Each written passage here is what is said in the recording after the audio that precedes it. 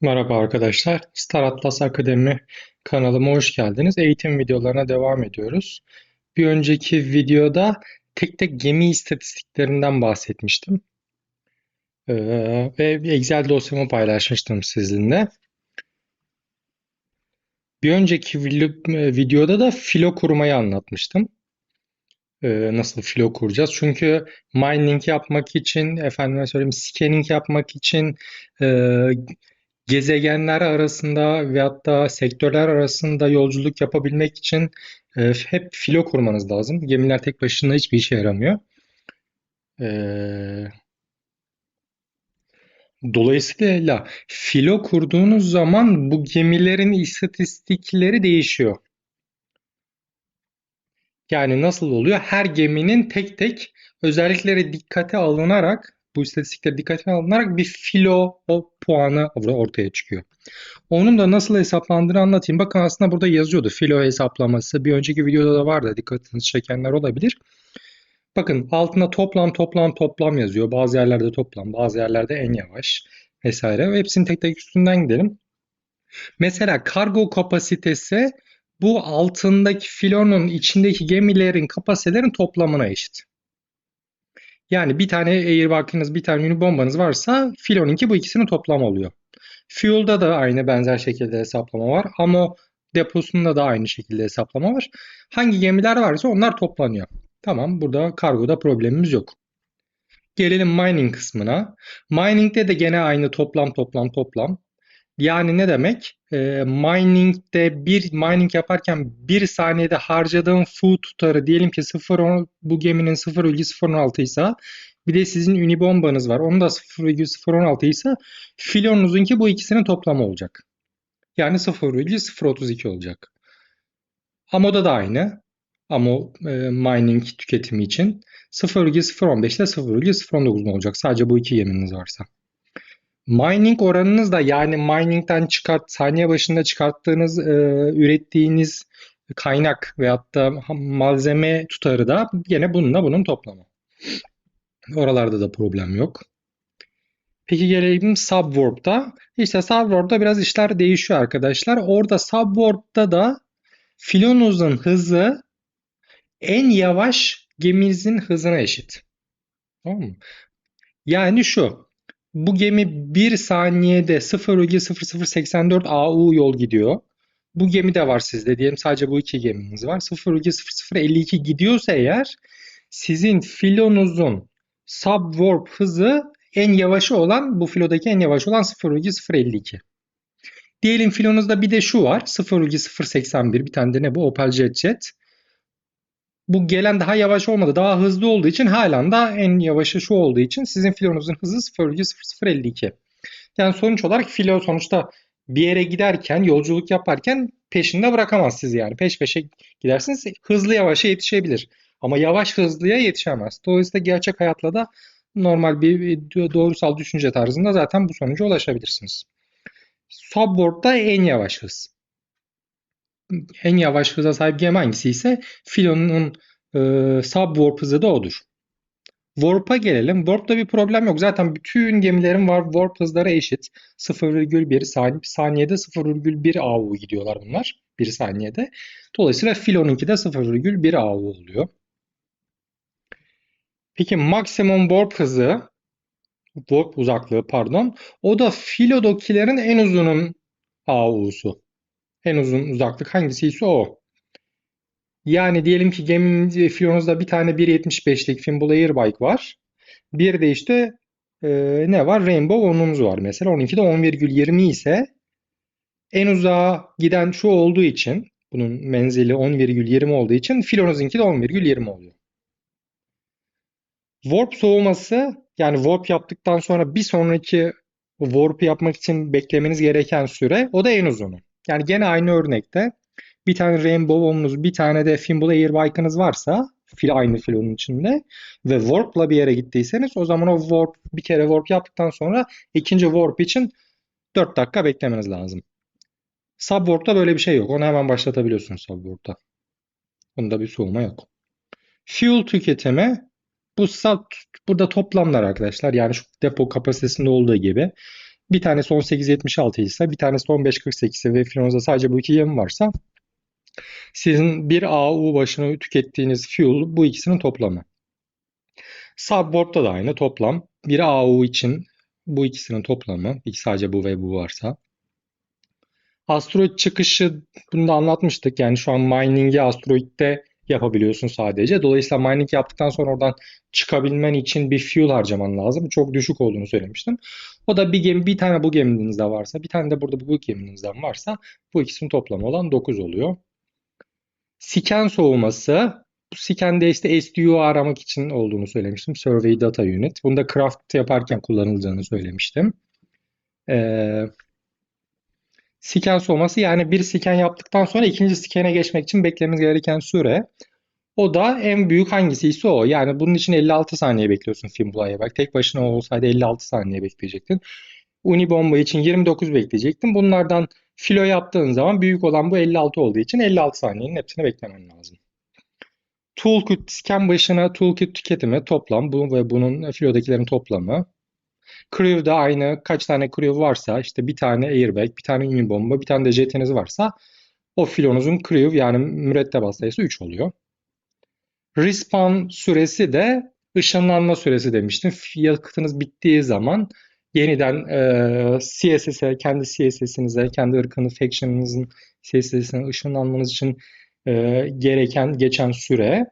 O da filonuzdaki en yüksek, en uzun süre hangisiyse o. Yani bir tane şu airbike'ınız varsa filonun içinde, bir tane de Visusopotunuz varsa eğer, o zaman respawn süreniz bu filo için 176 saniye olacaktır.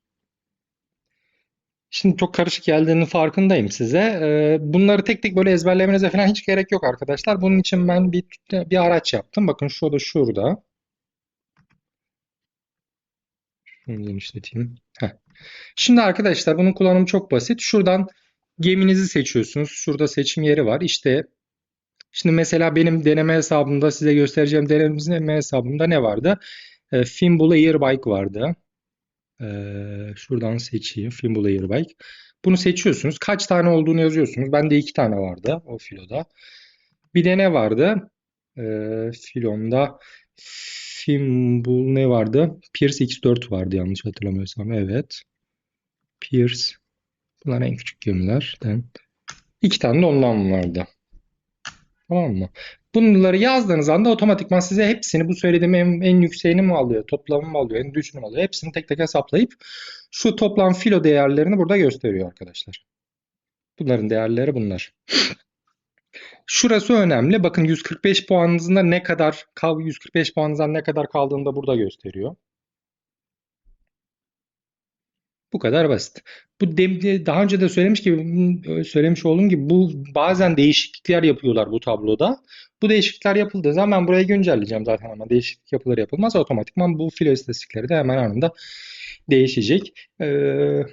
Şimdi ben Excel kullanmamın bir sebebi de şu arkadaşlar. Mesela bunu yapan bazı internet siteleri de var. Fakat orada mesela bu değişiklikleri bunlara yedirmeleri adamın en az 2 günü, bir günün 2 günü falan sürer yani. Fakat Excel'in güzelliği şu. Hemen ben 10 saniyede bu bütün değişiklikleri hemen buna adapte edebilirim. Dolayısıyla ben bu Excel kullanmayı her zaman daha çok seviyorum. Yani çünkü geliştirme süresi çok kısa Excel'de. Görsel olarak belki çok süper güzel gözükmeyebilir bir internet sitesi kadar ama çok daha işlevsel. Teyit edelim arkadaşlar. Şunlar doğru mu yanlış mı? Bakalım. Nereden bulacağımızı da göstereyim. Daha önceki videolarda söylemiştim o istatistikleri nerede, filonun istatistikleri nereden şey yapacağınızı bulacağınızı. Bakın bir tane filon var. Deneme filosu. Ships in Fleet 4 tane koydum. Yani şurada 2 tane Fimbul Air bak. 2 tane de Pierce X4 koydum buraya. Bakın tıkladığım zaman şeyi görüyorsun. Şu Fleet Composition'a tıkladığım zaman hangi gemiden kaç tane koyduğumu gözüküyor bu filoya. Filonun adı ne? Deneme filosu. Pierce X4 2 tane koymuşum. Fimbul Airbike'de 2 tane koymuşum. Tamam mı? Toplamda bakın 4 puanlık filo puanı kullanmışım. 145 puan. Yani toplamda ne kadar puanım kaldı? 141. Bakalım doğru mu? Evet 141 puanım kalmış.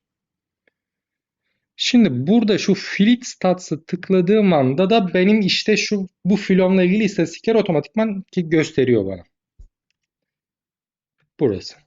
Yani bunu görebilmeniz için filoyu oluşturmuş olmanız lazım. Filoyu oluşturduğunuz zaman görecek. Burada deneme yapabilirsiniz. Şunu koyarsam ne olur? Bunu koyarsam ne olur? Bundan 3 tane koyarsam ne olur gibi. Bakalım doğru mu? Subwarp speed'i 0,07. Nerede bu? Subwarp hızın bakın 0,007 doğru. Warp speed 0,1. Warp hızı 0,1 şu. Doğru. Geçelim. Maximum warp distance yani maksimum warp uzaklığı 2. Bu da doğru. Bakın bunların hepsi formüllü. Zaten otomatik gemilerin sayısı şuradan gemilerin sayısını ve geminin türünü girdiğiniz zaman bunlar otomatik size oluşturulacak. Warp cooldown saniye bazında. Ben bakın burada dakika cinsinden hesaplamışım. 1 dakika yani 60 saniye. O da doğru. Subwarp fuel consumption rate yani subwarp'taki fuel tüketimi. Subwarp'taki fuel tüketimi 18,8. O da doğru. Warp fuel consumption rate. Warp fuel tüketimi 68,5. O da tamam. Planet exit fuel amount yani asteroid çıkışı şu 18. O da doğru. Tamam. Şimdi kargo istatistiklerine gelelim. Kargomuz ne kadar? 1276 doğru. Fuel kapasitemiz 1434. O da doğru. Ammo ne kadar? 664. O da doğru. Ne var başka? Mining yaparkenki ammo tüketimi. Mining yaparkenki ammo tüketimi 0,066. Mining yaparkenki food tüketimi 0,064. O da doğru. Mining rate 1,33.